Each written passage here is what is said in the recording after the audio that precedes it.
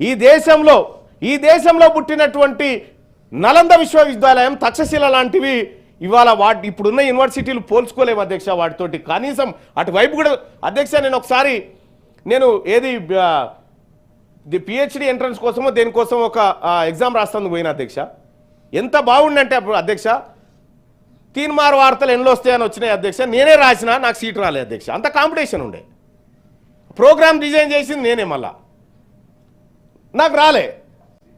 అంత పకడ్బందీగా జరిగింది. ఇవాళ ఏముంది అధ్యక్ష, ఉత్సవ విగ్రహాల లెక్క మారిపోయినాయి. నిజంగా ఈ ప్రభుత్వానికి చిత్తశుద్ధి ఉంటే కొఠారి కమిషన్ చెప్పినట్టుగా కనీసం 10% బడ్జెట్లో నిధులు పెట్టండి. ఈ 10% బడ్జెట్లో నిధులు పెట్టి విద్యారంగం పట్ల మనకున్నటువంటి ప్రేమను చాటుకోవాలి. ఈ దేశంలో మిగతా అన్ని రాష్ట్రాల కంటే అత్యంత బలహీనమైన విద్యా విధానం తెలంగాణ రాష్ట్రంలో ఉండడం ఇది చాలా విచారకరం అధ్యక్ష, బాధాకరం.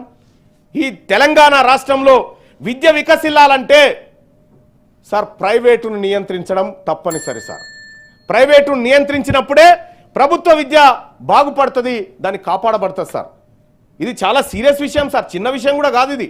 ఇప్పుడు ఎందుకంటే కొన్ని వేల మంది పిల్లలు ప్రభుత్వం ఇచ్చిన డేటా చూస్తుంటే కళ్ళు తిరిగిపోతా ఉన్నాయి సార్. దీంట్లో జరిగినటువంటి ఎంత ఆగం జరిగి ప్రభుత్వం నిజాయితీకి ఇచ్చింది డేటా, దీంట్లోనే అనేక అంశాలు కనిపిస్తూ ఉన్నాయి.